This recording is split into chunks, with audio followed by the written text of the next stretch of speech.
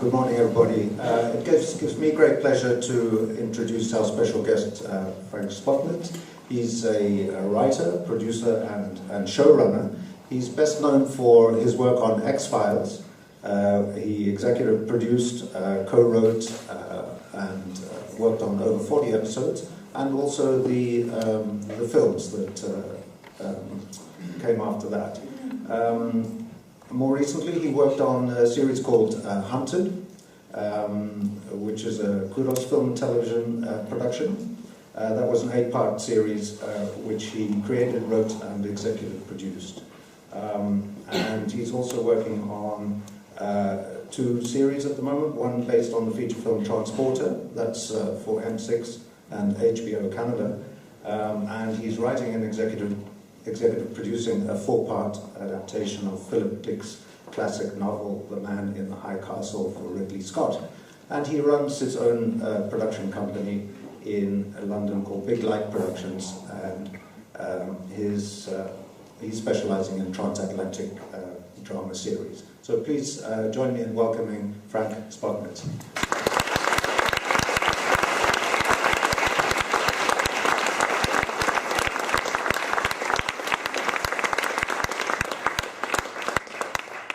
So, just to lay out our plan for you, what I want to do is to talk about both the production side and also the writing side of TV series.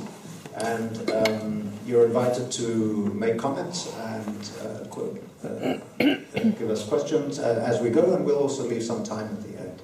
So just so that we can get an indication of who's here, can we see who here are writers, please? Okay, and producers? Quite a few producers. And also executives who have commissioning power. Are there any? Great, good. And I've completely forgotten to show your showreel, so I'm sorry about that, but can we cue the clip completely out of order, please?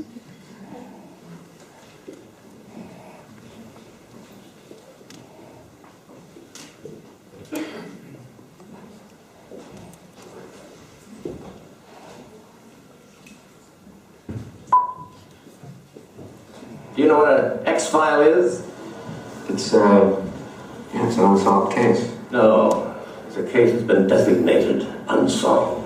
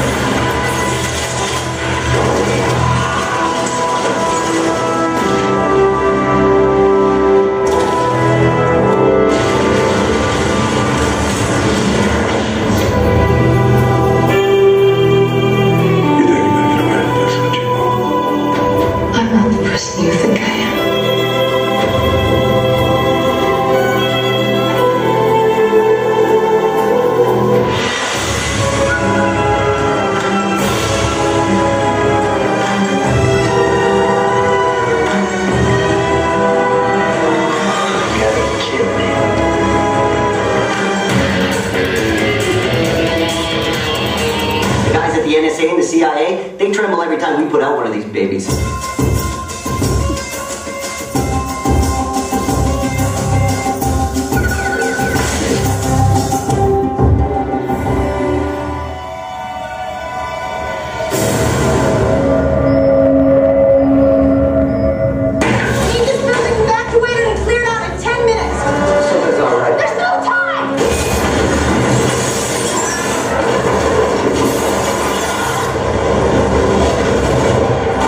Oh.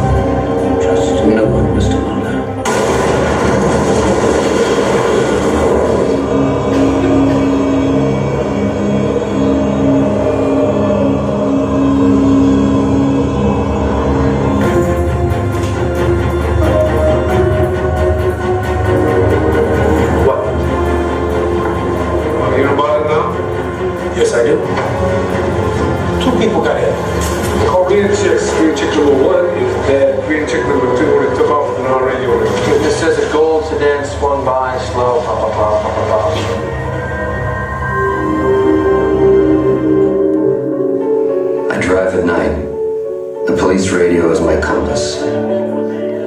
Looking for answers to questions I'm only learning how to ask.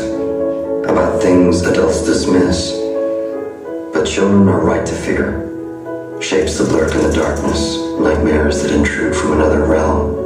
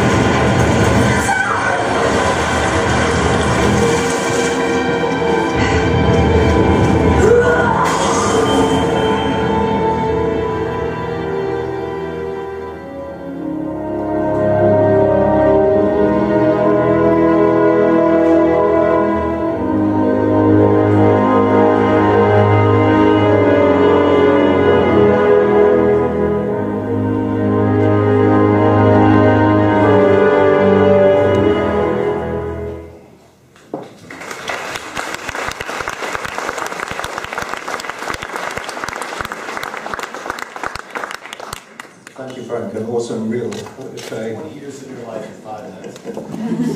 That's good. Frank, Stephen Garrett recently wrote that we live in a TV series golden age, although we need lots more innovation and a new product. And I just wonder whether we live in a TV series heaven or hell. I want to paint a couple of pictures for you. You know, one is one where the channels and the audiences are fragmenting, TV viewing is declining, younger people are spending more time online, and piracy is rampant. I read Game of Thrones episode was downloaded in 24 hours 1 million times illegally recently. And the other side of it is that we have more channels to the audience than ever before. There's a greater demand for product than there's ever been. We can get immediate qualitative feedback through social media. And so are we living in the best of TV times or the worst, do you think? Well, is this on? I guess so. And I apologize for not speaking German, so please forgive me. I wish I could. I think it's a fantastic time. I think it's an incredibly exciting time to be in television because everything is changing. I think the one thing we have lost that I mourn is that when I did the X-Files, which is my first job in television, believe it or not, I was a reporter and sort of grew disenchanted with that. So at the age of 29, I moved back to Los Angeles and went to film school. And then was lucky enough to get X-Files as my first job, and I knew nothing. And that was my second film school, really. But back then, the audience was not fragmented. And you could do a show like the X-Files, and the next day, everybody had seen it, and everybody was talking about it. And that, as everyone here knows, is gone. Now the audience has become fragmented into all these special little niches, and they watch the shows when they want to watch them. And I know all of you have this experience. You can't talk about Breaking Bad because somebody may be on a different season, you know. And so that giant conversation we all used to be able to have is gone. And I think the good thing about it is that if you're trying to make a show like Breaking Bad or Mad Men, you only need in the US, these are cable shows, you only need a couple million viewers. And if that's the threshold for success, well, you can do some really interesting, daring storytelling. And I think that's why people say this is the golden age of television, because you can do really sophisticated, interesting work because you don't need to reach, in the US, 25, 30 million viewers. Something's been lost there, I think. But on the other hand, something fantastic has been gained. But does the fragmentation of audiences and channels mean that there's less finance for productions? No, because what's happened is all these cable broadcasters in the US have come up with business models where that's all they need, and they're profitable. And they do sell to varying degrees around the world as well. But I think, and this is the reason why I'm in Europe, I think it creates an enormous opportunity if you are so inclined, and most of you here seem to be producers, to compete with the US in a way you couldn't have, even, I'd say, 5 years ago, even 3 years ago. This is new. That if you are interested, and I don't think, by the way, I'm not here to say this is what European television should be. I think, by and large, European television is what it should be. But I think on the margins, on the edges of what you do, there is an opportunity, if you are interested, to do shows. They have to be done in the English language. I'm sorry, that's just a fact of the marketplace. But to do shows in English that are German or French or Italian or Swedish or British, and they will be watched by everyone. And you can finance them in a way that you could never finance them if you were only aiming at your home country. And I think there's right ways to do that and wrong ways to do that, and I'm happy to talk more about that. But I think that's why this is a very exciting time. And as an American, I'm like, I want to see these other countries come to the table, and I want to hear what they have to say. Because I think Americans have been sort of blessed and cursed by the centrality of their culture. It's like we don't let anything in. And now, for the first time, we are. We're starting to. And I think that's good for us and good for the world. So. Thanks, Frank. We'll come back to some of those questions, but for those of us who don't know, can you just take us through, paint a picture for me of the pitching, commissioning landscape and piloting landscape in the USA? How does it work? Because I understand that it's quite brutal, and that a small proportion of things that are pitched eventually come to series commission. Yes. Well, I didn't appreciate how different the television business is in the US from the rest of the world until I came to London, and it's completely different. But I will say it's very organized. It's all commercially driven, right? It's all about making money. So it's very simple. That's very clarifying. If you know it's just about making money. And so it's very orderly and efficient. And I'll just very quickly outline the network process. The cable process is different because they don't really have a set calendar, whereas the networks must have new shows every September. So what happens is, in July, right around now, they start hearing pitches for new series. And they will buy, and you just go in, and in 10 minutes you describe the show. You don't write anything, there's no written document. You say, here's the show, and this is what I think happens in the first hour, and this is what happens the rest. And they talk to you for about half an hour, 45 minutes, and then based on that, they say, okay, we're going to pay you to write a script. And it's pretty good money. Even if you're a beginner, it's pretty good money. We'll come to that in more detail. Yes, it is. And so then you go off and you go, great, and then by November, December at the latest, you have finished the script, and you've delivered it. And now, over the Christmas holiday, you're usually waiting on pins and needles to hear whether they want to make your pilot episode. So each network probably will have bought, I mean, they don't tell you how many they buy, but I'm guessing they buy, I don't know, between 100 and 200 pitches. It's a lot of money, right? And then out of that, they're going to make pilots, I don't know, a dozen, 15. So this huge winnowing process. But meanwhile, a lot of money has been spent paying Hollywood writers for scripts that will never get made, but still it helps you pay the bills and live your life. And then those, let's say, dozen scripts that are now going to be made into pilots, you find out mid-January, And then this mad rush begins to get the best directors, the best actors, because you've got to be shooting by March. Okay? So then you shoot by March. Now they spend a lot of money on the pilot, far more than they will ever spend on the series. It's not uncommon for a pilot episode to cost $6 million, $7, $8, $9 million now for 1 hour of television. And then you have to deliver it to them by late April. And then you'll find out by the second week of May whether it's on the schedule. And of those 12 pilots that they spent between $5, $6, $9 million an hour to make, they're going to order 3 or 4. Look at all that wasted money, right? Wasted. And then those 3 or 4 series that they announced at the upfronts, the advertising upfronts in New York City, most of them are going to be canceled after less than 13 episodes have been broadcast. So it's a very tough game in that very few things succeed. It's a business of failure. But they go through all that to try and identify the ones that are going to work. And it tells you something about the economics of the television business, that that's a viable business model. Spending all that money to develop shows when so few succeed, because when you get the CSI or the X-Files, it pays for all those failures and then some. And Frank, is there a trend now to do more than one pilot? Because obviously it must be quite difficult to get a response from a fragmented audience to a single episode. Well, they've spent all this money on the pilot and they test the pilot episode. And then they say, okay, now we're going to order the series. And we'll give you an order of 13. So that's the way they proceed from there. And then you, if you're a showrunner, quote unquote, which I would be, in the middle of May, they've told you that you've been ordered to series. Now, you've already been looking for what writers might be available in case you get picked up. You're already interviewing people, showing them your pilot, and then there's a mad rush to hire those writers to write your series. And then by the first week of June, you're starting the writer's room. Look how fast this is happening. By the middle of July, you're shooting.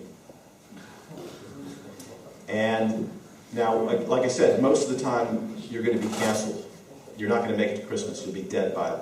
They'll show 3 or 4 episodes, you're off the air, your heart breaks, you cry, you tell everybody they're fired. It's terrible. But if you succeed, you keep going. And on network television, you do 24 episodes. And you've got to write them between the beginning of June and the middle of April. So that's a lot of work, and that's why, and I'm sort of jumping ahead, but I'll answer this. That's why there's a showrunner system in the US. That's why there's a writer's room. You would never get it done otherwise. It's impossible. And it's all driven by the economics of the business. They need 24 episodes to pay the bills for these networks. I think we don't have much idea of the volume. I mean, I've seen it written that people are shooting 20 pages a day. You know, the series are 800 pages long. There's like 7 movies annually, and so on. No, they do. I mean, they do. I think the pace is actually pretty comparable to what's done here, which is typically 5 to 6 pages a day. Right. When we did the X-Files, we had 8 main unit days. And this is still the way it is. It's typical to have 8 main unit days. But at the time, we had many, many second unit days, which is why we could do these spectacular things. And very few shows now are given much in the way of second unit days. They're given a couple.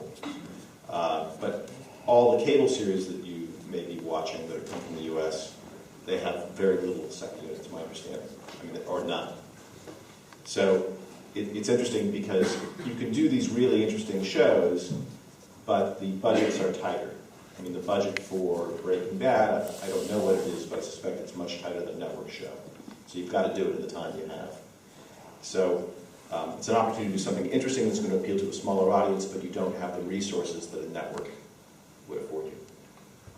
So looking at the writer's room, do you think it comes partly out of a different conception of creativity that the Americans have, which is that it's show, I mean, as you've indicated, it's show business, it's more business, whereas we in Europe think more of the individual writer, creative genius idea.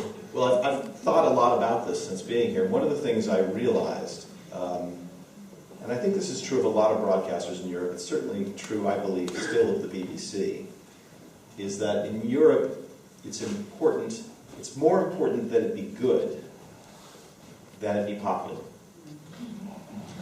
It's important that it's popular. The BBC certainly is paying attention, and if it's not drawing the numbers, they're less likely to renew it. But more than that, they want to feel like this was good and worthy of their institution and being a public broadcaster. In America, it better be popular. If it's good as well, great. But first, it better be popular. And you do see this every once in a while. Like you'll get a show on American television that is, everybody knows it's just terrific, but nobody's watching. And they're just stuck. Oh, what do we do? But ultimately, they cancel it because it is a commercial business. So I don't think, I'm a big believer in the showrunner model and the writer's room. It doesn't work for every show. And if you're doing 3 or 4 episodes, why? Why would you? You don't need it. One writer can, in fact, write 3 or 4 episodes. And the reason it evolved in America is not because they're any smarter, but was because they needed it to deliver the product. But I think underlying the idea of a showrunner and the writer's room are some principles that are worth considering, even though European television is completely different the way it's organized. And I think the fundamental philosophy that I don't think anybody intended, but that it's just a byproduct of this system emerging, is that it's not about my ego. It's about the best work. How do we get the best work on screen in the time we have? And that, to me, is a philosophy that is worth considering and that everyone should try to embrace. So it's not so much me as the writer or you as the director or you as the non-writing producer. It's, look, here's the resources we have. Here's the time we have. How can we make the best show possible? Because the audience at home honestly doesn't care about you and your big ego and that you wrote all 4 yourself and nobody touched a word. They don't care. They just want a good show. And honestly, that's all I want. And so, if I can rewrite your script and make it 10% better, well, why wouldn't I? And why would you have a problem with that? And if you can rewrite my script and make it 10% better, please do. I'll be thrilled. Thank you. And so that attitude, and I'm speaking of the philosophy, right? There's plenty of instances in Hollywood where it goes wrong and where people are jerks and it doesn't work the way it should. But that attitude, I think, is what is behind the best version of this model. And so the reason the showrunner exists, what is a showrunner? It's a writing producer. That's a showrunner. Every showrunner is a writer who can also produce. And the reason the writer is the producer is the showrunner is because he can guarantee scripts. A director can't do that. A non-writing producer can't do that. But if you have if you have a writing producer, he can make sure that the scripts are as good as they can be in the time you have. And so, but can he do it by himself? No, he can't. So he turns to a writer's room, which is a group, like a show like The X-Files would typically be 6 to 8 writers. And every story, you are working together to try and figure it out and make it as good as it can be before a writer goes off to script. And the best writers' rooms, nobody's worrying about whose name is on that script. They're all equally invested in the success of the series and all working together toward a common goal, which is making a good show you can be proud of. Can you describe the actual process in the writer's room? I mean, are you rewriting each other's work, as you just said, or are you dividing up episodes? What is the essential difference between the way that we work in Europe, whereby we might farm out a series to different writers and the writer's room? Well, I'll tell you the way I did it on Hunted, which was a British writer's room, which is almost unheard of. I hired 3 writers for Series 1 of Hunted, 3 British writers, and we had a story editor, a script editor, which doesn't exist in the US model. And honestly, it was hard finding writers because a lot of the older writers just weren't interested. Oh, if there's a writer's room or if I could be rewritten, no thank you, I'm not interested.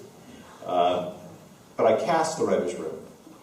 I was looking for different types of personalities. I liked all their writing. I'd read all their scripts, obviously. That goes without saying. You must like their writing. But I wanted different personalities, different points of view. for the writer's room because I needed to learn about Britain as I was writing this series. They were almost all British characters. There was one supporting character who was American, the rest were British. And it did deal with race and class and all these other issues that are you need to get them right. So the first week, they'd all read the pilot episode that had been written. And I do believe you must write the first episode by yourself, sadly. It would be a lot easier if I could turn to a group of writers, but I do think you need that vision that is defined for everyone to follow. And I spent the first week telling them everything I knew about the show. Everything that I had in my head about who these characters were, what their conflicts might be, where the plot might be going, what episode 8 was going to be. And then I said, okay, forget all that. What do you think? And then we spent a week or two just talking about, well, maybe we do this, or maybe this happens. And slowly, out of those discussions, you start to realize, well, this is an episode, and this is an episode. And what I do, and I think this is a very common system, is I put up cards, and I'm very specific and sort of superstitious about this. Little cards that are every idea or every scene. And you put them up, and then once you start working on episodes, and I'd say, you know what, Simon, that's going to be your episode. You're going to be episode 3. That idea you had about this, that'll be episode 3, and Christian, this will be your episode 6, it'll be about that. And then literally, we talk about every single scene of that episode, and we write a card for each scene or each moment. And we put it up on a bulletin board, and we can all see the episode coming together. And it's very helpful to do that because you can see the story in front of you, in a way you can't on a computer screen. And you can go, wait a minute, I've had 5 cards in a row where people are just talking. Maybe that's a mistake, or maybe it's not. Maybe that's okay. This character, I saw this character on page 2, but now he's disappeared for 20 pages. Is that right? Maybe there's something wrong with the story that character's dropped out. Maybe I don't need that character. And you start to realize all these things, and you have these arguments, and you have all these smart, focused minds in a room together, solving problems, arguing, challenging you, challenging me. It's a great process, and it's much more fun than being in your room by yourself. Problems that can hang you up for weeks. You want to kill yourself in an hour. You've got it solved because you've got all these people figuring out all the permutations of it. And my job in that room is to lead the room. Because there's a certain point where you go, well, this argument's over. That is the correct answer. Or, let's set that aside, we'll come back to it. And you need that person who ultimately is in charge, that person who ultimately is saying, this is the show, that is not. That's your job as a showrunner. Your job is to define what the show is and make it so that people can bring to that their best ideas. Not to dictate to them, but to create something so clear they can bring their talent to it. So to summarize, would it be, despite collective writing, the showrunner gives something its authorial voice, its unique perspective? Yes, although this is a story I've told many times before, but I just have to tell it because it's such a good example of this, which was X-Files being my first job. I just tend to go back to it all the time because I learned so much doing it. And season 2 was my first, I was there 8 of the 9 years. Season 2 I was this junior writer. There's another guy who started a few weeks before I had. And he never went to the writer's room. He was always just in his office. And I made my first episode. I was working on my second. And finally, he turns in his script. And nobody knows what it is because he's never talked to anybody. And we all read it, and it's fantastic. It's so beautifully written and structured and thought out. And he'd spent 2 weeks living in the office before he turned it in. He stopped going home as he was finishing it. That's how dedicated he was. But what he hadn't told anybody is that it was a comedy. And so we're all scratching our heads because the X-Files had never been comedy. And it's a flat-out comedy. And so Chris Carter, the creator of the show, was sort of wondering what to do with this beautiful script that is not the show. And the studio and the network both said to him, look, your show is very successful. We trust you. Our advice is don't do this. We think the audience is you're going to sort of burst the bubble, the illusion of what the X-Files is. The audience will turn against you. It's too risky. We would advise you not to do it, but if you love it, Chris, we'll support you. And he spent a couple days, and I remember him saying to me, it's a beautiful house. I just don't know if I want to live in it. But ultimately, I think the script was just so good he couldn't throw it away. And it got made, and it was called Humbug, and it was about circus freaks, and the audience loved it because it showed we could laugh at ourselves, and it was so smart and well done. So that's an example of a writer bringing to the creator of the show something he never, I guarantee, never would have done in a million years. But that show was so clearly and beautifully defined that you could have a talented person come to it and say, here's my version of it. That, to me, is that's a real collaboration on a TV series. You're respecting the heart of what something is, you're just bringing to it the full weight of your authorial voice and making it better than the creator of the show imagined it could be. And then we did comedies, every year after that. It became part of the show. And to what extent are you writing for in the USA for brands, for the commissioning brands? I don't think about it. I mean, here's the thing about commercial television, which you have to love what you're doing. I really believe the worst junk you see anywhere, whoever wrote that probably still loved it. I couldn't write something if I didn't I mean, it's so hard, to write anything. You have to fall in love with it and have that crazy irrational attachment to it to try and, because it's an act of faith. When you write anything, right? It's an act, you start out, it's crap, there's nothing. And you just believe you will get there if you stick with it, so you have to love it. And so I would never go to a broadcaster with an idea that I just thought, well, this will sell. Somebody will like this, I don't, but, I have to believe I love this. This will be great. I always believe that, every time out. Even when it turns out not to be, at least I've got to kid myself that it will be. But after that, after I've fallen in love, after I've come up with this idea that I think is so precious, then I go and I look at the marketplace. And I go, okay, where can I sell this? Because as we all know, television is such an expensive business. And you've got to persuade people to give you millions of dollars. So where are the places this will fit? And that's when you get into the sort of dark art of the commercial marketplace. And they go, okay, yes, FX would buy this, but, or AMC will take this, but. And then you have to start saying, does the integrity of this idea survive if I do that? Is it still good? And you do, or you don't.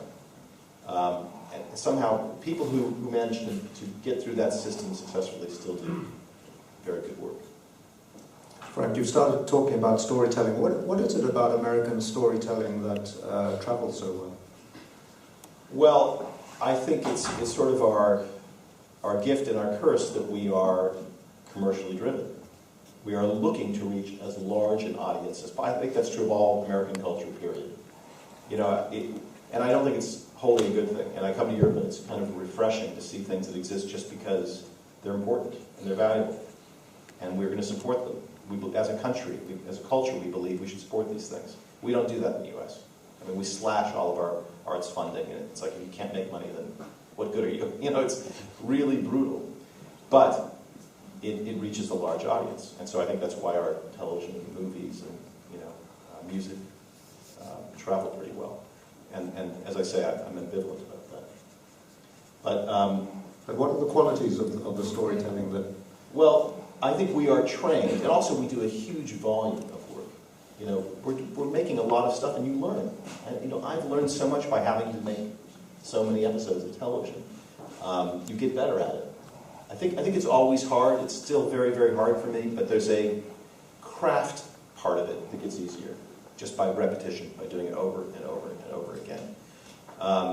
And so we've benefited from that, I think, with American storytellers, by the volume of work we do, and by sort of having taken inside of ourselves this notion that we want to reach a lot of people, reach as many people as we can. And if you can do that, if you can sort of absorb that notion, you want to reach a lot of people but still love what you're doing and be true to yourself, then your chances of reaching a big audience are greatly enhanced. And does this cause any problems between the borders, which in a co-production or co-financing situation, particularly transatlantically, does this cause any problems joining together a public broadcaster and these private American channels, because obviously they have different goals, aims, and borders as to what they can do. Yes, it's very tricky, and I benefited and then I suffered from that with Hunted, because Hunted was sold to the BBC, and then late in the day, HBO came in. They have a channel called Cinemax, which is sort of genre. Strike Back is on Cinemax. And they said, oh, we want to join in, which was great because it doubled our budget, and actually I could do what was on the page. I wasn't going to be able to do it until it came along. And actually, surprisingly, the whole process of making the show was wonderful.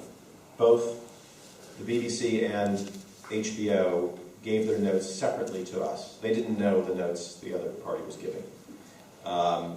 But they were very similar, in fact. The style of giving notes is very different. In the BBC, it was sort of philosophical, and we wonder if this theme is really being highlighted enough. Whereas HBO, page 1, line 7, page 2, 14, very precise. But easy, not easy, but easy in the sense that it was one direction we were moving in. All three parties, me and my partners, HBO and BBC. So that was great. The problem was, after the show was broadcast, it did well on Cinemax, it did okay on the BBC, but not great, and the BBC elected not to order another series. And then suddenly I found it wasn't so easy to proceed.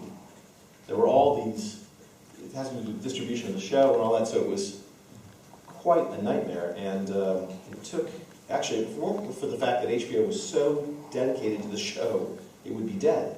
But they finally figured out the way to proceed was to do a spin-off of the show. So I'm proceeding with the lead character only. It's called Sam Hunterdon. And it'll be just for Cinemax, and then they'll sell it back to Sky and other places around the world. So that's sort of how you win and lose at the same time. But I'm talking to people about doing Transporter, which they did last year with, I think it was a very painful experience. They did a version of the Transporter films for TV. But it did well in France and Canada, it didn't do well in Germany. And they want to try again, they want to do it better. They know they didn't do very well. And that's another co-production situation. And we'll see, but my feeling is what you need is a very compelling creative vision and the ability to rally people around that creative vision, to unite all these different territories behind one thing. And I think when you have somebody, and I say this with all humility, it's not just me particularly, but anybody, when you have a writing producer who actually is capable of putting on the paper what he says he's going to put on the paper, it gives people the confidence to go, okay, we're going to follow that direction. And I think it's probably harder when you don't have a writing producer. And as you all know, the writing producer is very rare in European television. It's a non-writing producer culture. And the non-writing producer makes the deals, and the writers tend to go off in their rooms and stay in their rooms, and they get the scripts, and then the non-writing producer and the director are in charge of executing. But Frank, even as a showrunner, you also have other producers on the series, do you not? Yes. I mean, the way it works with the showrunner is I'm pretty busy because I'm writing scripts, I'm supervising the writer's room, I'm casting, I'm editing, I'm going to music playback. Well, that's a lot, okay? And I'm only one person. And so I hire a non-writing producer as my partner, and that typically is a co-executive producer in the U.S. title distribution, co-executive producer. And that person is my partner who is really the one looking at budgets. I mean, I am too, but that's his day-to-day job, or her day-to-day job, or the budgets. Managing the crew, hiring and firing people, schedule, making sure we're not going over. I'm aware of all that stuff. But that's the person who's really, first in line dealing with all those things. And then the unit production manager is underneath that person. So that person is it's a line producer plus, because that person has a creative vision as well and is trying to do what he or she knows I would want them to do. And I think that's one of the hardest things in anything, whether it's film or television, is you want everybody making the same film. You need to persuade everybody to make the same thing. And then your chances of success are greatly enhanced. But what so often happens, I find, is that people are going off in different directions. The director wants to do this, producer this, and then you're doomed. And it's interesting, the better the script is, the less likely that is to happen. And I look at all the television I've done, hundreds of hours at this point, and the ones that have been the worst, it's my fault. The script was something wrong with the script. And it's interesting how that just leads to, well, then I think it means this, and the actors think it means that, and the composer think it means that. So if you can deliver the script, then your chances of success in production are greater, which again goes back to the idea of, well, then have the producer be a writing producer, so the script is more likely to be what you need it to be. Frank, I want to take you back a little to your comment about writing in the English language. I mean, on the one hand, you seem to be promoting the idea that we celebrate and retain our own culture, and language is such a central part of Yes. that. Could you say a little bit more about that contradiction? Yeah.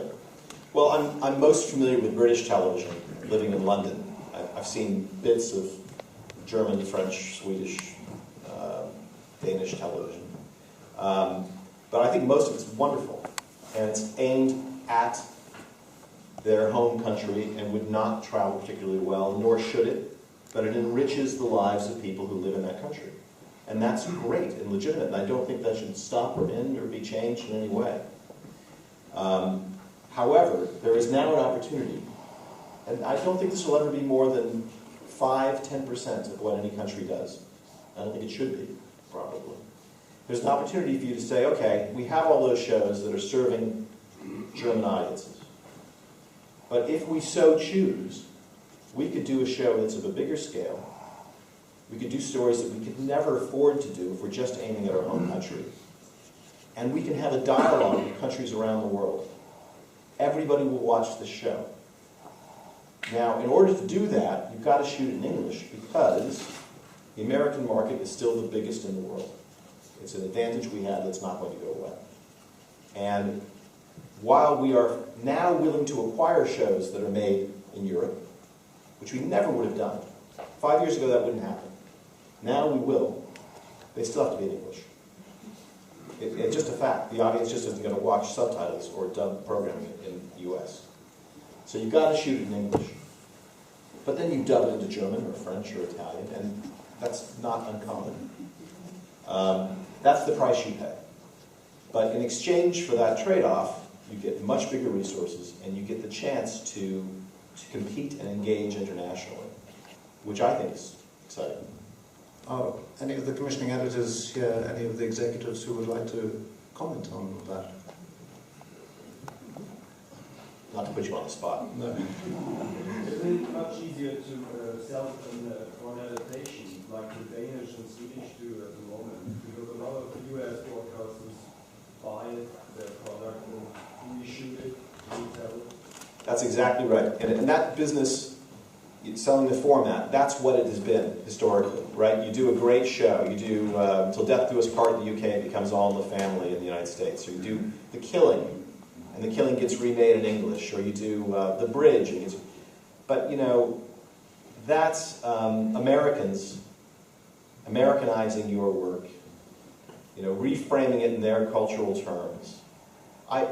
Some of those shows are great, by the way. I have nothing against selling a format to America and having Americans do it great. The Office, great. But what I'm talking about is a different opportunity, which is the opportunity for a Frenchman or a German to speak to all these audiences, and it's not filtered, reinterpreted, recast.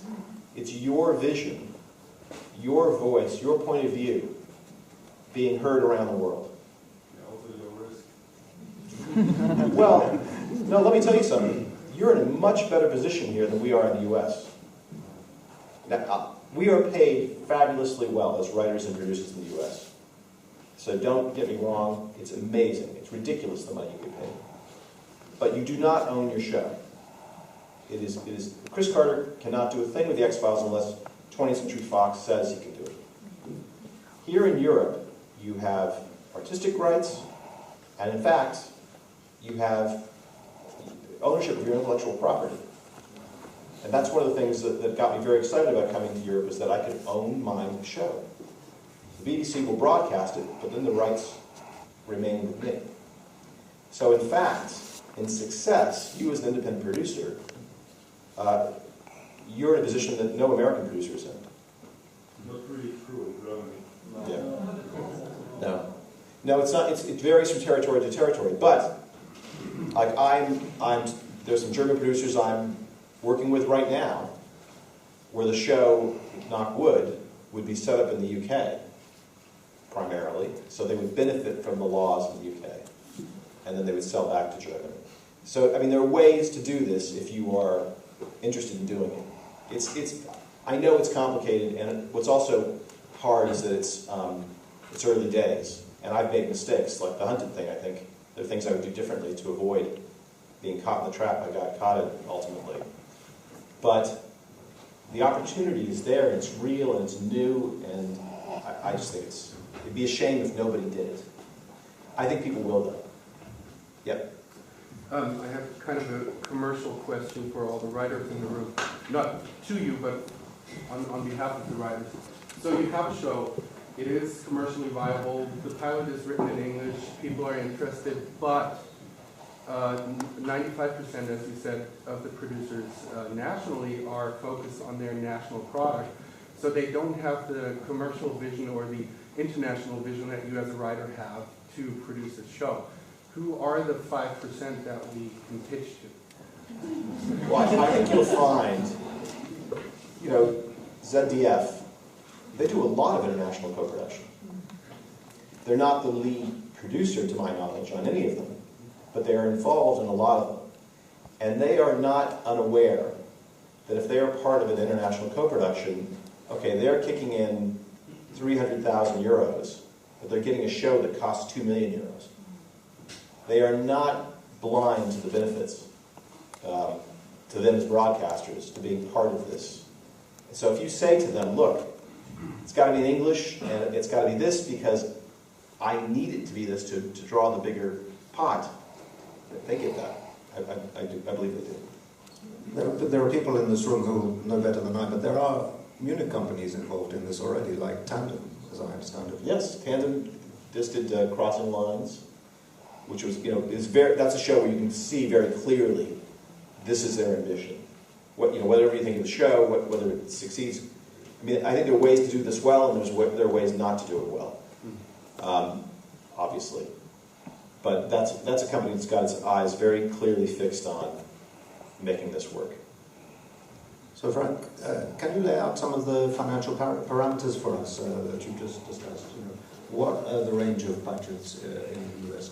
What are the writers' fees? What are the showrunners' fees? Give us a range. The money is ridiculous in American television, which is why so many Europeans go to Hollywood. Yeah. Even though you surrender all your rights, you're paid so well you're not complaining. And the first thing is that if you're in a writer's room, if you're hired to be on the staff of an American show, you're already probably making more money than, I certainly was making more money than I'd ever made in my life. Just by not writing a script, just by being there, because you're paid to go to the writer's room. So when I joined the X-Files, and I was the junior writer, right? I'd been a reporter, so I doubled my salary by going to the writer's room. I don't want to depress all of you here today. And then when you write a script, well, then you get paid again on top of that. So it was like, it's pinching myself. Fantastic. So, I don't know. I think a baby writer in American television is probably, I'm going to get the numbers wrong, but it's probably $60,000 to $70,000 a year, not to even write. And then you write a script, and that's another $20,000 to $30,000 for each script. And then it goes up to the point where if you are a highly valued showrunner, you're going to make, a couple $1 million a year or more. Matthew Weiner is probably making more than that doing that now. So it's a lot of money. And then the budgets of shows are typically, $2 to $3 to $4 million an hour for a drama. We're talking about a scripted drama series. Okay, very good. I want to give the audience some more time, but I just want to ask you about current TV trends. I see, for example, that Netflix has made House of Cards, but what was interesting to me about that was not just the fact that so many different organizations are getting involved in the commissioning of original production, but with House of Cards, you could, on Netflix, you could actually have a personalized, somehow they know whether you're more interested in action drama or psychological drama, and you could download different versions of the drama. Do you think this might be a trend? I think I'd be surprised if that goes very far. I think what's likely to happen is you can download the version with lots of naked women, or the version with very few naked women, or lots of blood and guts, or I think that's more likely to happen. And like with Hunted, the American version was far more explicit than the British version, because in Cinemax, to pay cable, they could. And not only could they are determined to do it because they can do it, because it's a competitive advantage. Look, we can do all this that other people can't do. I think that's likely to happen. But I think, I don't think David Fincher or even me is interested in changing my story depending on what the audience wants. I think properly a storyteller has a point of view about what the story is, and I don't think you're going to find too many people willing to adjust that depending on audience taste. And are there any current hot genres that we should be aware of? Or? Well, drama is huge right now because there are all these new cable broadcasters in the U.S. And I do think most of this is still coming from the U.S. because, as I said, it's the biggest marketplace. There's just so much money flowing from the U.S. And you do have Netflix now, and Amazon, which has Love Film in the UK, and they are buying and making shows. And Xbox, and this is real. They have a lot of money, Microsoft, and they're putting it into scripted programming. So, when I'm going to Los Angeles in a couple of weeks to pitch a show, and I've never had a longer list of people to go to, which is great. And do you think the involvement of those commissioners and makers will change the nature of the Yes. Everything's changing. I wish I could tell you how it's going to change. I don't know. I can see it's changing so fast. It's literally changing by the month right now. And I think, like you talk about Xbox being a player, they're looking to do very interesting multi-platform storytelling. And I don't know how you do that. I think somebody's going to figure it out, though, and it's really exciting. Different ways of delivering an emotional experience. To me, the problem so far has been that games are games. Ultimately, a game is, do you open door A or B? And that's not an emotional or dramatic dilemma. That's a problem-solving test. And I think people are trying to figure out how to blur those lines and make that an emotional experience, which I'm really curious to see how it turns out. I think the pace of change is faster than ever, and I think the opportunities in terms of second and third screens are also there for TV drama series. Yes. So, are there other things that we can learn from the US, or the US learn from us in terms of how we? Well, I have a bias because I come from a commercial market, and remember that I said I think it's great that the BBC says it has to be good first. I happen to believe it should be good no matter what. But I don't think it's a dirty word to be popular. I think that's something worth embracing. How do I reach a lot of people? That's the one thing I mourn about the new TV landscape is I miss that community experience where you could go into work the next day and everybody had seen the same show. And if I'm honest, I think there's something not so good about all these shows that really only very educated people are going to admire. When we talk about the golden age of television, we're talking about very sophisticated dramas that are really aimed at the upper echelons of society. So there's something about that shared experience that used to exist in the big tent of popular commercial television that is going away, that I still long to kind of do big popular shows that are smart, that everybody's going to watch, but that still are worth watching. That's what I would look for. But on the other hand, we're moving into the era of seeing things anytime, anywhere, on any device. This gives more people greater opportunities to see these programs. It does. I mean, on balance, it's hard to argue that things haven't gotten better. I think things have gotten better. I think that's the one thing they've lost, but it's worth it. I would suggest. And just turning towards opportunities for writers and producers, particularly from Germany, do you see possibilities that we haven't spoke of? What about, for example, low-budget series production? I mean, the means of production have never been cheaper. We could, on my smartphone, make an episode. Yes. Is there anything going on in the low-budget area? Well, I think the problem still is that you need distribution. And I think it's amazing what you can do now just with a camera, right? You could get an amazing image, and you could make a film for nothing if you had some friends who are actors. I mean, it's incredible what you can do, but the problem is you need to get distribution. And nobody's going to notice your beautiful film posted on YouTube or Vimeo unless you get very lucky. So that remains the challenge.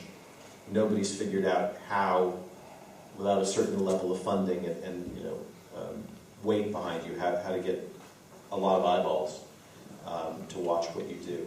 But I mean, I made the decision. I came to Europe with my family, and we said we'll stay 2 years and we'll decide. And I'm here 3 years, so that tells you what we've decided. And I'm planning to stay for a while, and it's very much my hope that I'll do shows with Germans and the French, and not just American voices. I'm not interested to come here and sort of Americanize Europe. I want to bring German voices and French voices, and I want to hear and see that talent. That to me is very exciting. That's not something I could do at home, and I'm learning by being here. And I will say, one thing that struck me doing Hunted is, Hollywood is a beautiful machine. It's a factory, and there's very talented people who love what they do, but it's organized like a factory, like an assembly line. And here, it's not that way at all. And people come together out of love. They're in this business out of love. They don't expect to get rich or famous. The actors don't. The department heads don't. They do it because they love it. And they do beautiful work. And it's more like, artisans. And we're going to come together, we're going to do this little thing, and it's going to be beautiful, and who knows if anybody will watch it. Oh, they watched it, isn't that nice? And then they go on to the next thing. And it's pretty wonderful. And I don't think that's going to go away, or nor should it. But I also think, it wouldn't be bad if some of these people made some good money and got the recognition that their talent deserves. So I hope that happens. I think there are two other possibilities in my mind, and the one is crowdfunding, and the second is to devise web series, internet series, which could then possibly be picked up for broadcast and wider distribution. Yeah. But it's not just about distribution, I suppose it's also about marketing, isn't it? Yes, that's right. I mean, absolutely. And you know as well as I do, the movie business, marketing is what kills most movie ideas. Is that they say, well, it's a good movie, it's a good idea, but we can't afford to market it. Because the marketing costs, like the last X-Files movie, cost $30 million. The marketing campaign was double the cost of the movie. It cost $30 million to market the movie. So that changes your idea of what movies are worth making. Exactly. Good. Over here. Could you go into the mechanisms of the writing room once again? Because, yes. What is the time frame? How do you organize your, the episodes, or is it more character-driven, or what do you do in which time frame? Well, to answer the last question first, I mean, to me, the perfect story, it's a... Oh, sorry, you're right. Go more to the detail of the writer's room and how it operates. How much time do you have to figure out each story, and is it character-driven? And to me, the perfect story, it's a marriage between character and plot that is inseparable. This is the perfect character for these plot events to happen to, and this is the perfect plot for that character. And if you changed one, the other wouldn't work. That is what I'm always trying to achieve. Failing to some degree all the time, we always do, but that's the goal. You have a lot more time to break a story at the beginning of the year than you do by the end. Because we have, in American television, network television, you have that 6-week head start before production begins, where you're just writing, and then it's a constant race after that. You've got to have a new script every 8 business days, a new 56-page script to prep. So what happens in reality is you typically have, I would say, 2 to 3 weeks to figure out a story. And then a week or 2 to write a draft.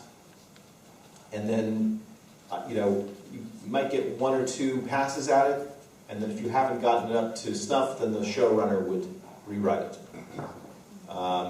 But those deadlines are highly variable depending on where you are. Another X-Files anecdote, the guy that wrote Humbug, Darren Morgan, still one of the best writers I've ever worked with. He had left the show and he was going to come back in season 4 and write an episode. And at the last minute he said, "I'm really sorry guys, I can't do it." And it was right before Christmas and we were prepping in 3 days and we had nothing. We had no ideas, no story, nothing. And we had a crew waiting. And that's the worst thing in television is to stop, because you have to pay all those people and there's nothing to do. So we've been talking about the idea of Scully getting cancer. And some people on the writing staff said, "That's so cheesy, you can't do that, that's terrible." And when Darren didn't deliver, we just said, "Oh, Scully's getting cancer." And so these 2 other writers and I, Vince Gilligan and John Scheiben, we spent 2 days figuring out that story. And one day, each of us wrote a third of the script, and then we stitched this Frankenstein together, and we had a script to prep. And then Christmas came, thank God, and Chris Carter went on holiday, and he took our script and he rewrote it over the Christmas holiday. So that's the only episode ever that had 4 writers' names on it, and it's my only Emmy nomination for writing. No,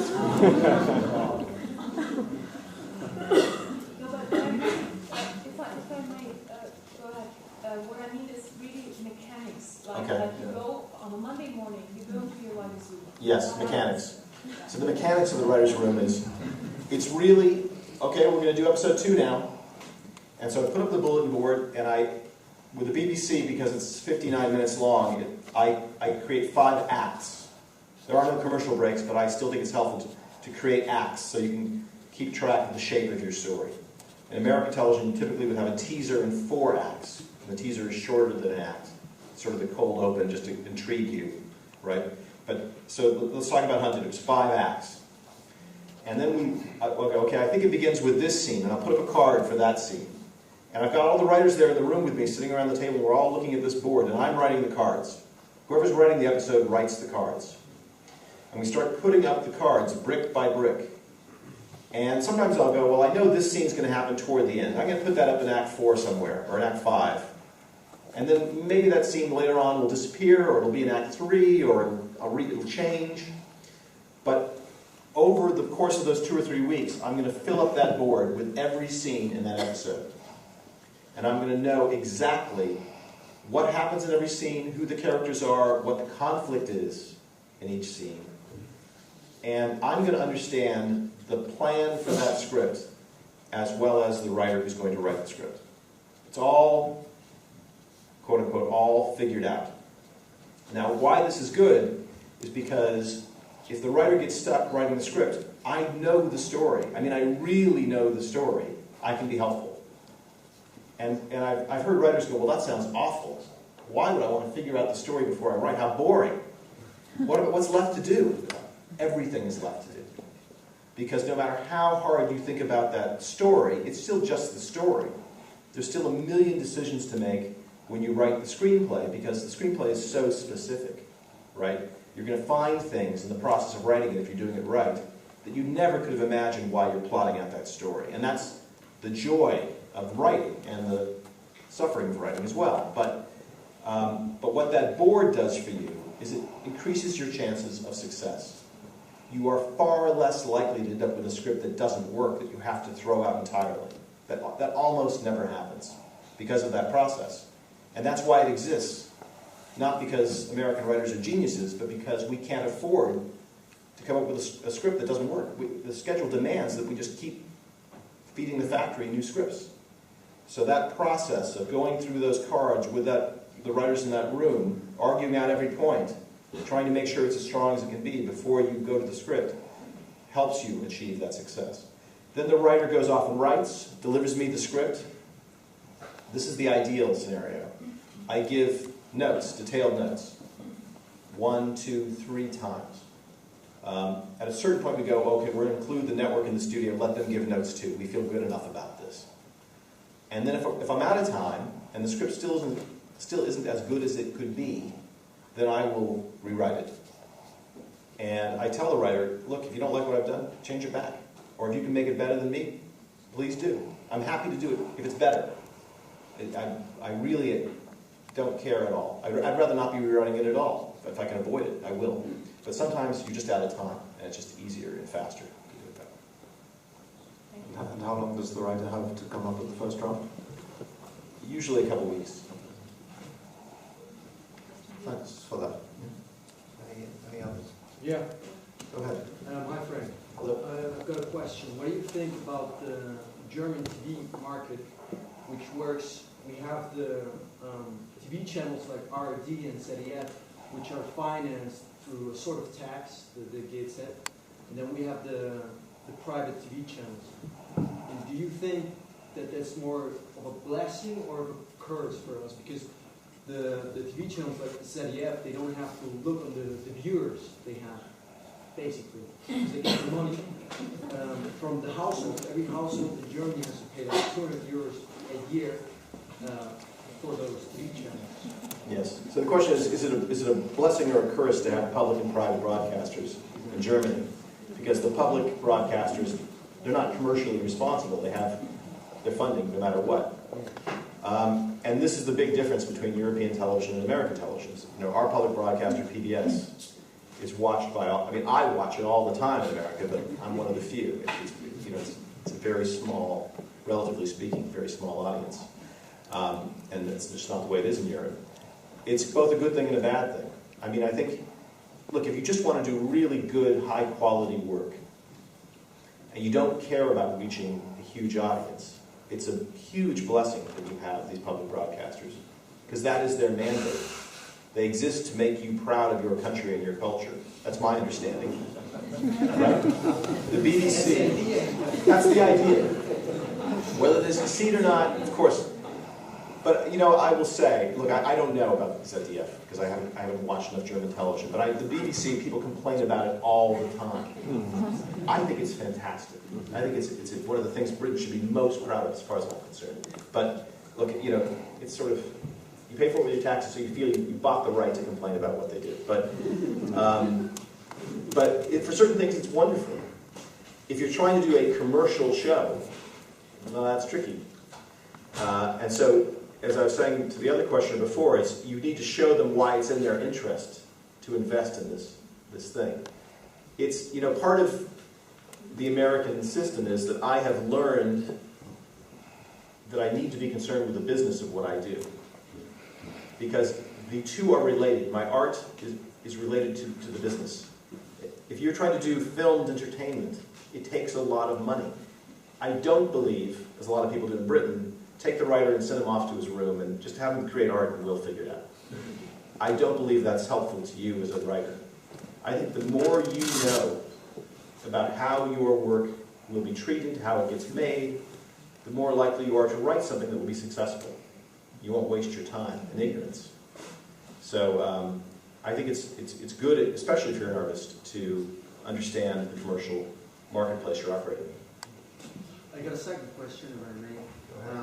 What do you think about the potential of the TV series, which is shot mainly in English, but also has larger parts that are shot in French, in German, in Spanish?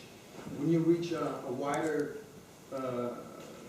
more viewers, you know, wouldn't it be better for such a TV show? If you look at, for example, Game of Thrones, which is shot mainly in English, but also has this other fantasy languages that no one understands. But still, the people watch it like crazy, you know. He was asking, what about a show that's largely in English but has sections in other languages? And cited the example of Game of Thrones, which is English but also has this make-believe language. I would say, if that is what the idea demands creatively, if that has integrity to it, maybe. But I think the problem you get into so many of these co-productions is you've got people going, okay, how can I get France and Germany and Italy? I know. I'll have the French guy, the Italian, and they're doing it for the wrong reason. And that, all those shows are going to be setbacks to the model that I'm here sort of cheerleading for. It's got to be, this is a great show. It takes place in Germany. It's about German people. We're shooting it in English, but everybody should watch it. It's great. And if you have a show, it must be in English, but with all these sections, okay, maybe you can persuade people of that. I suspect, though, most people are so sophisticated, they will smell that. And they'll go, you're doing that because you want the French in there and the Spanish and the Germans, and it won't work. That's my guess. Do you think, Frank, that's a danger with transatlantic productions as well? That we end up with some transatlantic pudding? Yes, you end up with nowhere. You end up between the two, in the sea, the sinking, which is where you belong. I mean, you've got to have that artist. You've got to love it, you know, as I said before. Yeah. I just want to make a comment on co-productions and on especially English language, because I think you're pretty limited when you're talking to German writers and saying that they should write in English. And as you say, it's co-production. It's all about trust. Yes. Basically. And there's a lot of money, as you said, too. So we don't have a lot of, first of all, we don't have a lot of German writers who can write that quality of English. Yes. And second of all, and this comes to me as a producer, when you go to other co-production countries, like France, like Britain or something else, you have to package it. So you need someone like you, or you need a big writer. Yes. And big name. So it's really limited. I think this needs to be said and be very honest about it. Yes. It's really a small amount of people. Also because when you say France and Germany, and I have a great writer in Germany, it's really just a small amount of writers who maybe the French broadcaster knows about. Yes. When you say like, okay, I'm a good German writer who's done a couple of things, it doesn't help. You need more than that. I just want to bring it to the table. No, you're saying, let's be honest about how difficult this is. You need, it's hard to find German writers who could write fluently in English these scripts that I'm talking about. And they want the showrunner, they want the talent to attach to these projects if they're going to invest in them. And I think that's 100% true, everything you're saying. And these are issues that I'm grappling with right now, because I'm trying to do shows with writers from non-English speaking countries. And how do you do that? And I've found a couple writers who actually can write English fluently, but that's a tiny percentage of the writers in each territory. And I don't have the answer to that yet. I am considering the idea of having them in the writer's room, even having them write scripts in their native language, and then I or someone else would anglicize it. I don't know whether that's practical or not. I'll find out. I think it's natural right now, because what I'm talking about is so new that everyone is scared. And if you expect me to invest millions of euros in something, I want Frank Spotnitz or Tom Fontana or whoever the hell it is, so that my risk is minimized. I know this guy's done it before. Well, that seems rational to me. I get that. But I think what you're going to start finding is, okay, this is working. I don't need Frank Spotnitz, but I want Thomas Alfredson, the Swedish director. I want him. Or I want, who's a big German director? I want Wim Wenders, or I want, yeah. No, I like Wim Wenders. Hirschbiegel, exactly. I think in these early days, you're right. You're going to need to give them some hand-holding comfort by attaching names that they go, okay. I mean, in Britain, that absolutely still happens as well. But I expect it's going to get easier if this model is successful. I hope it will. It will be especially difficult with comedy, because comedy cannot be translated. Some jokes cannot be translated. Yes, you're saying it's especially difficult with comedy. I completely agree. That's a miracle to me when a comedy in a different culture works. I don't understand comedy at all. It's much harder than what I do. Yep. I think there's also a question about access for producers from smaller companies to the system. Yes, well, they need to partner with bigger producers. Yeah. Yeah, I'm wondering if I was an American person and I would watch a German series, series where everybody is talking with this strange accent all the time. Would that work? And how would we work with English speaking, with the English language, with actors who are probably not also fit English?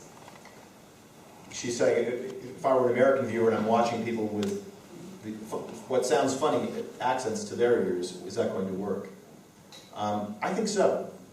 I actually think, there's a funny tradition I've noticed in American and British movies that if you're European and it's history, they have a British accent. If you're in ancient Rome and they have a British accent. I don't know why that is. But we would have been Nazis all. No, but I think it's nearer to the school English. The school English is more British.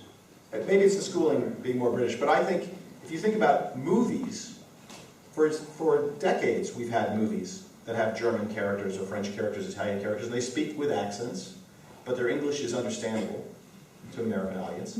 And actually it would be weird if they didn't have their accent. It feels like, yes, they should. I mean, the better versions of this take account of that issue and benefit from it.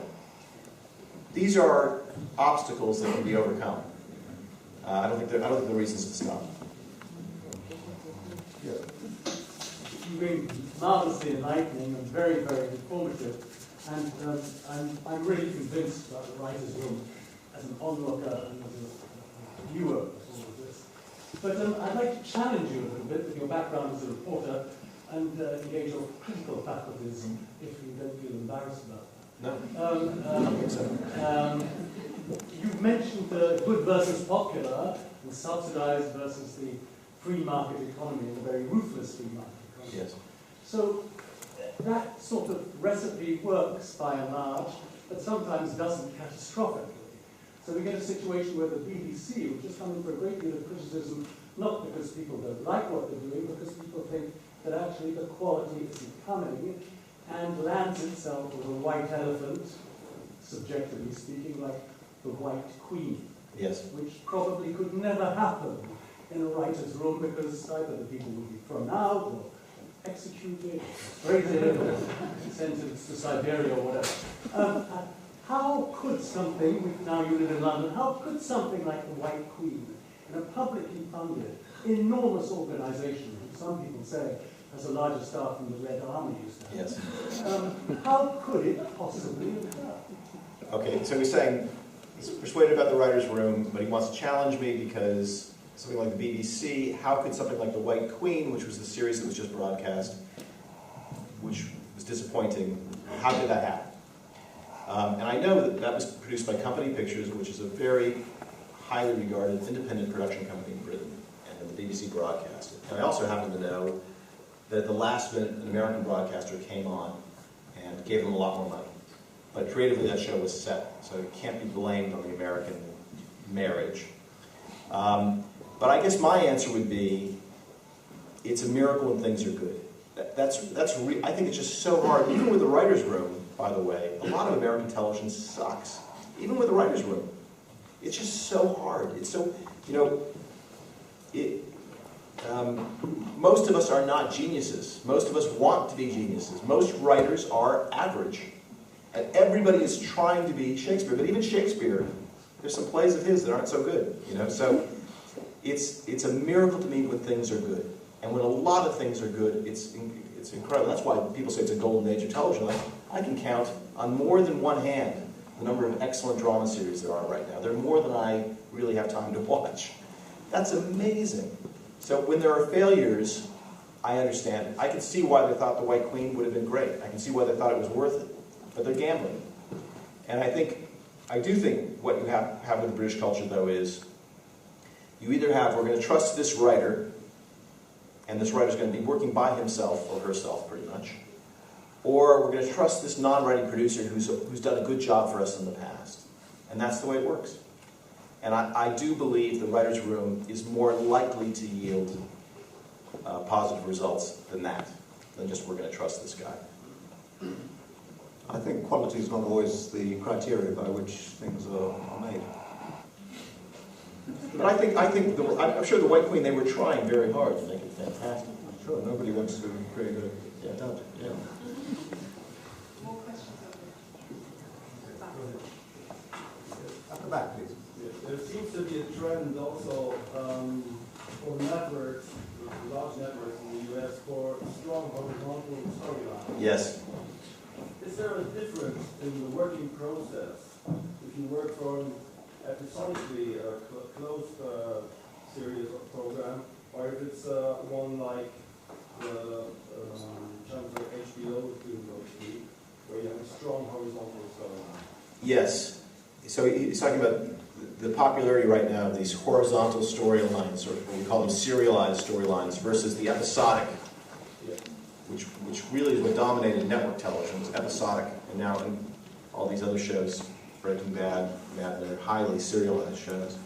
That is the vogue right now. That's what everybody wants, are these serialized shows. Because they think it's going to be what they call binge viewing. You know, you're going to get viewers who's going to sit and watch 13 episodes in a weekend. And I talk to people all the time who are doing that. I got the DVD set and I just went crazy. Netflix, exactly. That's right. House of Cards. But it's funny because I was talking to a distributor at a TV festival a few months ago, and all around the world, what people want, what the audiences want, are the episodic standalone series. And so that's this issue that is sort of interesting to me, but probably not that important, which is, this sort of appealing to the elite audience versus what the mass audience wants. The mass audience still wants those old-fashioned episodic TV series, which are in short supply suddenly. And I think a lot of European broadcasters that used to rely on the U.S. to deliver those hits, those episodic hits, are like, what do we do now? Because they still have big audiences that are waiting for those shows. I personally only have so much bandwidth in my life for those serialized shows. I have no interest in keeping track of 6, novelistic, good as they are. And so if I have a couple hours where I have nothing to do, I would rather just watch a standalone story, like a movie, that I can consume and be done with and not have to worry about what's going to happen next week. And I would say I think there's a discipline about episodic storytelling that I still really admire. Because it's a story that must have a beginning, middle, and end within that hour. Whereas these serialized shows, excellent as they are, I think they're some of the best shows ever, they can float things. And that's a different discipline, I suppose. But they're not mutually exclusive tendencies. No, but the marketplace seems to be demanding more of the serialized right now. Here's a young lady waiting for... Okay, go ahead. Mr. Spotnitz, I would like to ask you your opinion, actually. If there were to be a European somewhat series, do you think to respect the storytelling, there would need to be a reason why everybody's communicating in English? Should it be some kind of international story, or do you think if the story is good enough, people would just hold in fact why?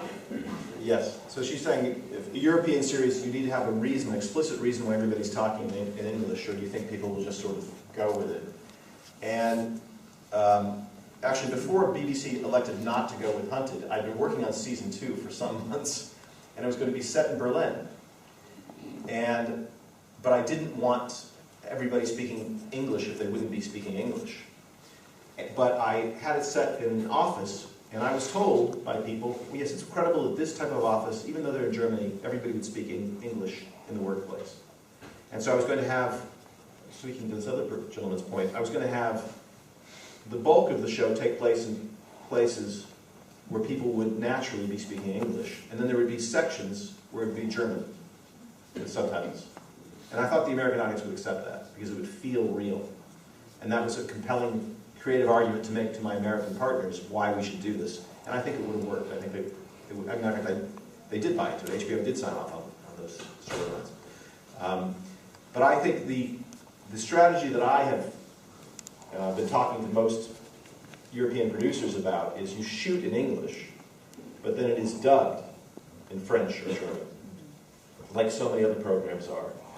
And the French and German audiences are just used to dubbed programming, and they don't question it. So that, I think that's the more common thing, is that you'll never know they were speaking English because you're never going to see that version in this country. Yeah, in the second row, there were a couple. Yeah, here. Go ahead. I wanted to say something about the question with the accent, isn't it true that actually there is a market for European films and series, and it should have a European air also? I mean, what I learned, I wanted to say that the acting community is very aware of this problem. Yes. And there are actually lots of workshops to clean up your English, but they say they never want you to sound like an American or Yes. a British person, but you should have a European air. And isn't that true also for the writing and for the whole product? So the question is, shouldn't you still have a European air even if you were speaking English or if you were writing? Yes, and yes, and yes. I agree 1,000% with that. And I think some of the shows that have come out of Europe under this model I'm talking about have not recognized that. They've scrubbed the Europeanness out of the accents and the writing. I think that's a huge mistake. It's like, who needs that? Yeah, I completely agree. So, like, there's a show I'm talking about doing now, and the female lead would be French. And so I want a French actress, but I want her English to be easily understood by an American listener. But I don't want an American. That would be crazy. Yeah. You would feel like it wouldn't make any sense. Somebody back there. Hi Frank. Thanks. And I would be interested, is the writers room really working also for the cable television shows? Like, excuse the image I get, like for example Breaking Bad. Yes. It's mainly created by Vince Gilligan, and he doesn't really have maybe one co-writer, and that's about it. So it's almost more of an author vision they have in some of the cable shows. Also, I think the Boardwalk Empire is mainly Terrence Winter, and he has like one teammate, and they do all the stuff. It's not really writing approach there, is it?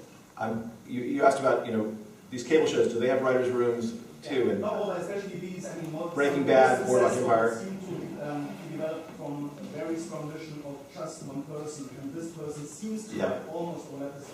You couldn't have asked about a better show than Breaking Bad, because, first of all, I love that show. It's one of the few where I've seen every episode.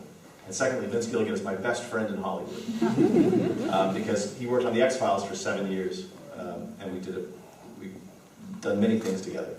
But no, the process in Breaking Bad is exactly what I described to you. The boarding with the cards, he does exactly the same, because he and I, X-Files was his first job in television as well, so we came up together.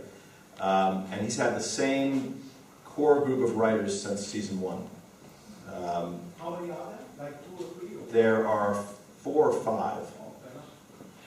5. Now, I suspect 90% of the time Vince is rewriting those scripts, or even 100% of the time, but to different degrees. I mean, I think probably sometimes the rewriting is very light or almost non-existent. And I know from talking to him, that was a really good writer's room. He got they're very, very close, and they really,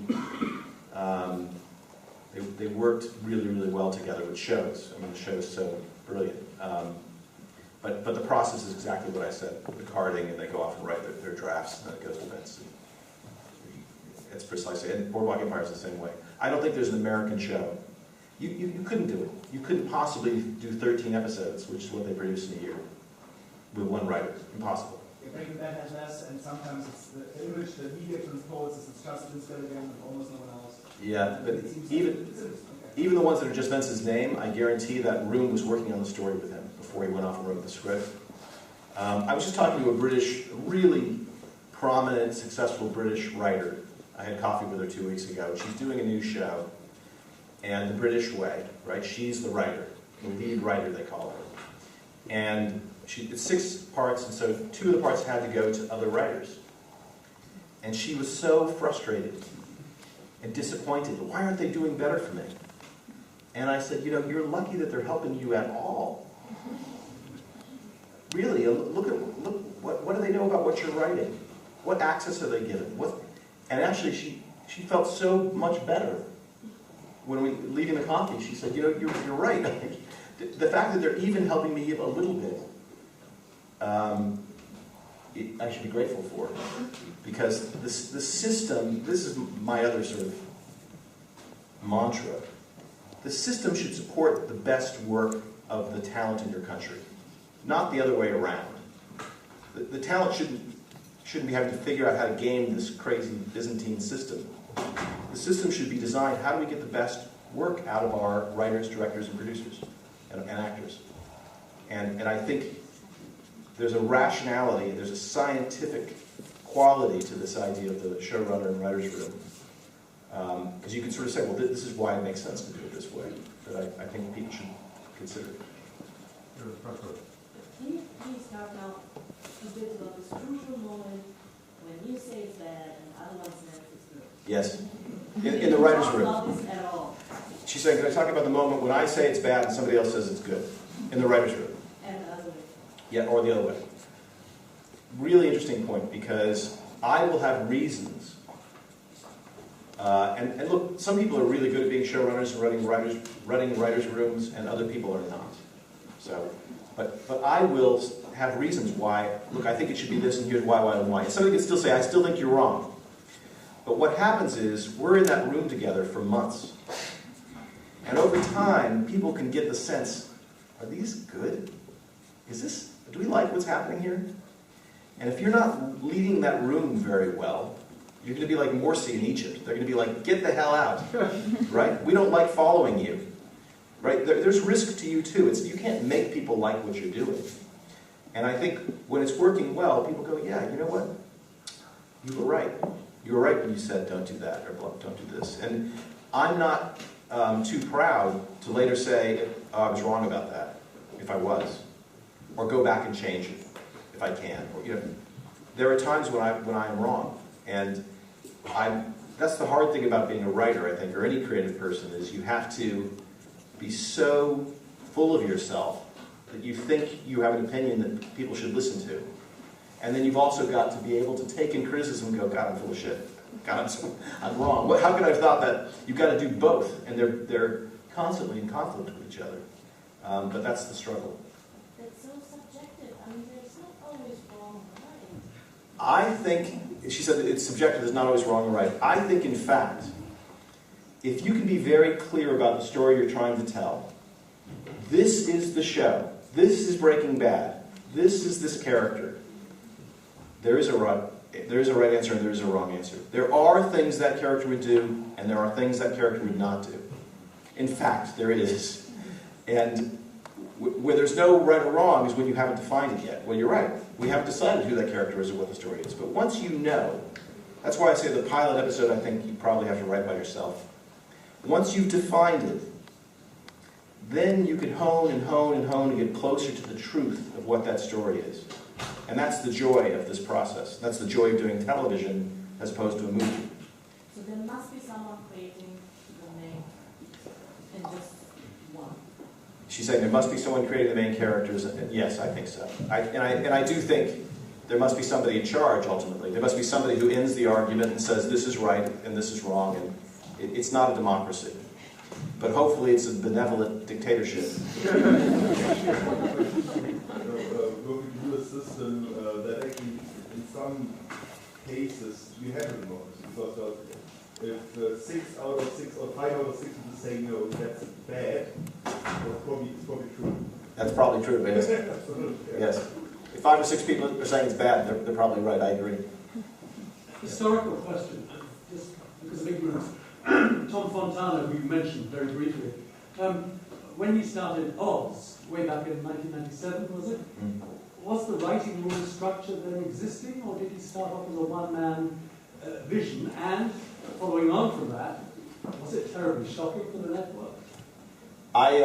Well, Oz was on HBO, so I think they wanted shocking. I'm fairly certain there was a writer's room. I've never made an academic study of this, but my anecdotal understanding, which means I could be completely wrong, is that American television changed in 1994.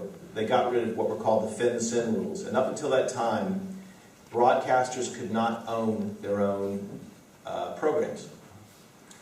And when that happened in 1994, that's when they started to phase out all the independent, non-writing producers. Up to that point, they had been the business. The big producers in television, MTM, Quinn Martin, they were independent, non-writing producers. And then I think once they started to own their own shows, they said, well, we don't need non-writing producers. And I think that's what gave birth, I think, to the showrunners and the writers' rooms in the system that we have today. So a bad thing, I think, a fence-in thing, led to a good thing, which is the system. So Frank, if you had a blank page, would you organize the writing in any different way from the writer's room or the British method or continental method? Well, I think the thing I like about British television is not the way the writing is organized. Although I will, as I said, if you're only doing 3 or 4 episodes, it's not broken. Don't fix it. That's great. Why? That's fine. I think 3 or 4 episodes, one writer can in fact have a very compelling vision and do a great job. But if you're talking about a series of a certain length, I would say 6, 8, 10 absolutely, I think you're crazy to do it without a writer's room. I do. I think it's madness. But I think the dedication to artistry, to doing it out of love, I think those are beautiful things about the British television business. I mean, the actors in Britain I found absolutely remarkable, just phenomenal. I mean, obviously there are very good actors in America as well, but what I saw across the board with the actors was this attention to detail in the way they delivered their performance. And as the writer, you're so attuned to the music and the intonation of every line, and it was my sense, whether it was right or wrong, that they really considered every way they might say that line, and they figured this is the right way, and it was wonderful. So I mean, I've really enjoyed being here, and I've been stimulated, and I've learned a lot. And I think that's sort of the sales pitch I'm making, which is that you see your own country more clearly when you leave it. And we're all stronger when we expose ourselves to other points of view. And you know, maybe you end up thinking, well, I was right to begin with, or maybe I was part right, but you don't know unless you allow yourself to be challenged. And that's, you have an opportunity to do that now that you didn't have before. Well, unless there are any burning questions, I think that's a great point to end. But go ahead, last one. Just a question about a detail in the writer's room, which I didn't get quite yet. When you said you're working with the cards, developing each scene for 2 or 3 weeks, and then the writer goes off and writes. By the time he starts writing, did you already, or have you already figured out this order for each episode of the season, or only strictly episode by episode? So yes. So you have everything working. Well, in this case, Hunted was deeply serialized. I mean, really complex. I mean, you have to just.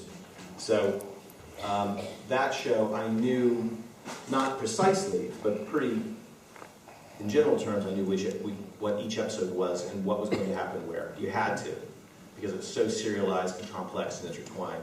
So I knew this is where this fits in this story. But a show like X-Files, we had our tentpole episodes, which were mythology, quote unquote, and so those had to follow a very coherent path, as coherent as we could make them.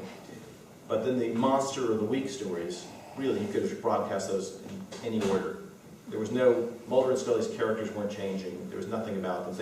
They were standalone little movie stories with these characters. So those, often we would change the air dates and the order that those were broadcast in. So in a way that's easier, because the writers can go off and they're just sort of free-floating. But if it's a serialized story, having said that, I've rarely worked on a deeply serialized series. I know that often a show like ER, you know, they would have their medical case of the week, and then they'd have the serialized elements with their characters. They would find in editing the show, it didn't work, and they would move serialized elements out of one episode into the next. They would change, you know, that late in the process, after it had been shot, essentially rewriting in the editing process, so that the arcs of the serialized stories fell in different places than they had anticipated. So. Okay, one last question. Does the network pay more money for script development if you tell them I want to install a writer's room, or is it a tight budget and it's your risk to install a writer's room, or? Saying, does the network pay more money for the writer's room for script development? They don't. They will not give you a writer's room for developing scripts. So when you go and you pitch your idea, they're going to pay you your fee to write the script. You don't have any help, and they're not paying for any help. But once they've ordered you've shot your pilot, and you're going to series, well, hell yes, they're going to insist you have a writer's room because they know you're never going to get it done without one. So they're paying for everything. Of course, they own the whole thing, so it's in their interest to pay for whatever it takes to make it successful. Great. Well, before I show you a YouTube clip and thank Frank very much, I just wanted to bring your attention to a couple of things. There's a London Film School Writers and Producers course running called Serial Eyes, running for 9 months for highly experienced TV drama writers and producers in Berlin and London, with tutors drawn from Europe, the UK, and America, including Frank, I understand. Yep. Have a look, search that out. I'm not sure of the details or when applications are due for the next course. There's also something at the Eric Palmer Institute, I think. And there are leaflets outside for those who are interested. It's starting right now, but you can find out about it and then think about registering for next year. Good. Well, if Vera's there, could we just run the YouTube clip, please?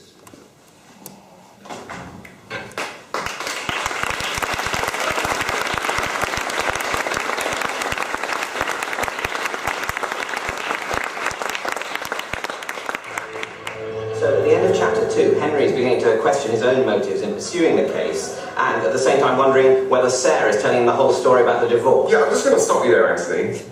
Sure. I mean, yeah, but I mean, we've just reached the end of chapter 2, and I can't for the life of me tell you what the hell's going on. I mean, Henry, Sarah, these are just words, really. I mean, it's great, it's all great, Anthony, obviously, but I just wonder, I mean, just as an example, I mean, not this at all, don't do this, but what if, say, the main character dies at the end of chapter 1? I mean, not that, but I mean, something like that. I mean, not like that, but yeah.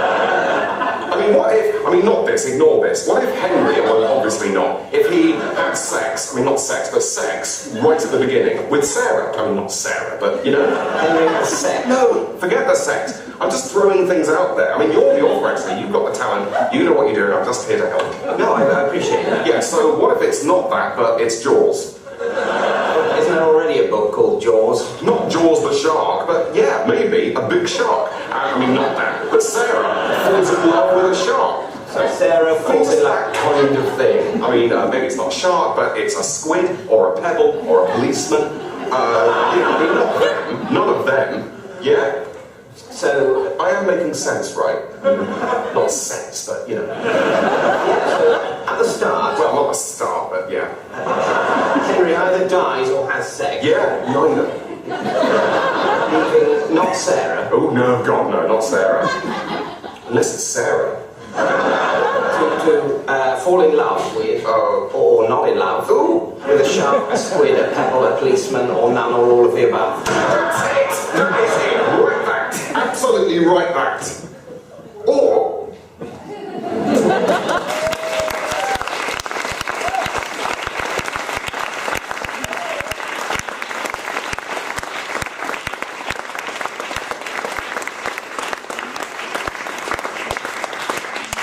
Thank you very much, everybody. I hope you've found that as fascinating and illuminating as I have.